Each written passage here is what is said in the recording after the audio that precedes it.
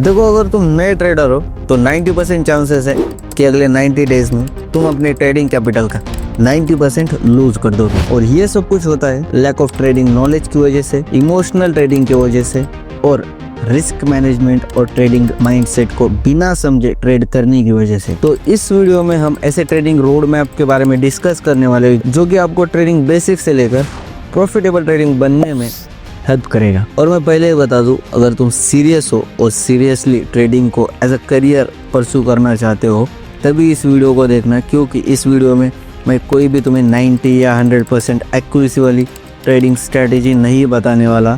मैं सिर्फ trading road map को डिस्कस करने वाला है जो कि प्रॉफिटेबल ट्रेडर को पता होना चाहिए, या फिर प्रॉफिटेबल अगर ट्रेडर तुम्हें बनना है तो तुम्हें इस ट्रेडिंग रोड मैप को फॉलो करना चाहिए, तभी तुम एक प्रॉफिटेबल ट्रेडर बन पाओगे। देखो, ये जो रोड मैप है ना, ये 6 स्टेप्स में डिवाइड है, ठीक है। और लास्ट के जो 2 स्टेप्स है वो सबसे ज्यादा इंपॉर्टेंट स्टेप। सबसे पहले स्टेप में तुम सीखोगे ट्रेडिंग बेसिक के बारे में। तुम ये जानोगे कि स्टॉक मार्केट है क्या और स्टॉक मार्केट वर्क कैसे करता है। देखो, स्टॉक मार्केट को ना तुम एक फलों की दुकान की तरह देख सकते हो, जहाँ पर जो फल है वो कंपनियों के शेयर है या कंपनियां हैं। मान लो कि तुम फल के दुकान में जाते हो, वहां पर किसी पर्टिकुलर फल को मांगते हैं, यानी कि शेयर को मांगते हो। अगर उस शेयर की या फिर उस फल की मार्केट में डिमांड ज़्यादा है और सप्लाई कम है तो वो तुम्हें ज़्यादा रेट में मिलेगा। और अगर उस फल की यानी कि शेयर की मार्केट में डिमांड कम है और सप्लाई ज़्यादा है तो वो तुम्हें सस्ते दाम पर मिलेगा। यानी कि स्टॉक मार्केट जो है वो सप्लाई और डिमांड का गेम है। पहले तो तुम्हें ये समझना होगा, उसके बाद तुम सीखोगे कैंडल के बारे में। देखो, हर एक कैंडल ना अपने आप में एक अलग स्टोरी होती है, ठीक है। तो जब तुम कैंडल को पूरी तरीके से समझोगे, उसके ओपन को, क्लोज को और उसकी विक को, तो तुम्हें उसके पीछे की कहानी समझोगे, ठीक है। और जब तुम्हें ये समझ में आ जाएगा तो तुम एक प्रोफेशनल ट्रेडर की तरह चार्ट को रीड कर पाओगे और ज़्यादा एक्यूरेट डिसीजन ले पाओगे। उसके बाद तुम सीखोगे कैंडलस्टिक पैटर्न को। हर एक कैंडलस्टिक पैटर्न सीखना ज़रूरी नहीं है, क्योंकि हर एक कैंडलस्टिक पैटर्न नहीं बनता है और उस तरीके से या फिर उस एक्यूरेसी से वर्क नहीं करता है। तो 2-4 ही कुछ रेगुलर पैटर्न हो जो कि बनते हैं और एक अच्छा रिजल्ट देते हैं, जैसे कि हैमर, इंगल्फिंग पैटर्न या इनसाइड बार। ऐसे पैटर्न्स को तुम्हें सीखना चाहिए। उसके बाद तुम सीखोगे चार्ट पैटर्न को। चार्ट पैटर्न में भी सेम रूल है, हर चार्ट पैटर्न को नहीं सीखना है। तुम सीखोगे double top, double bottom, head and shoulder, inverse head and shoulder, triple top, triple bottom या फिर ट्रायंगल चार्ट पैटर्न्स को, ठीक है। और उसमें आता है असेंडिंग ट्रायंगल, डिसेंडिंग ट्रायंगल। तो ये सब कुछ तुम्हें सीखना है। उसके बाद तुम सीखोगे सपोर्ट एंड रेजिस्टेंस को और साथ ही साथ ट्रेंड लाइन को। देखो, वीडियो को स्टार्टिंग में मैंने तुम्हें बताया मार्केट चलता है सप्लाई और डिमांड के गेम पे, और जो सपोर्ट एंड रेजिस्टेंस लेवल होते हैं ना, वो सप्लाई और डिमांड जोन की तरह एक्ट करते हैं।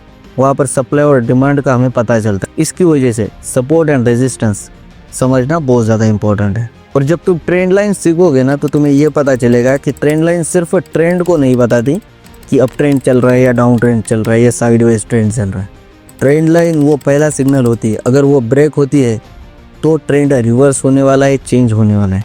अगर उस पर सपोर्ट करके दिशा को कंटिन्यू करता है, एक मूवमेंट को कंटिन्यू करता है, तो मार्केट कंटिन्यू रहने वाला है। देखो, अब तक जो तुम सीखोगे ना वो सब कुछ बेसिक होगा, जो कि तुम्हें ट्रेड करना सिखाएगा, या कब ट्रेड करना है, कहाँ पर ट्रेड करना है, ये तुम्हें सिखाएगा। लेकिन इसके बाद वाला जो स्टेप है वो तुम्हें एक्चुअली प्रॉफिटेबल ट्रेडर बनाता है, ठीक है, जो कि रिस्क मैनेजमेंट और ट्रेडिंग माइंडसेट।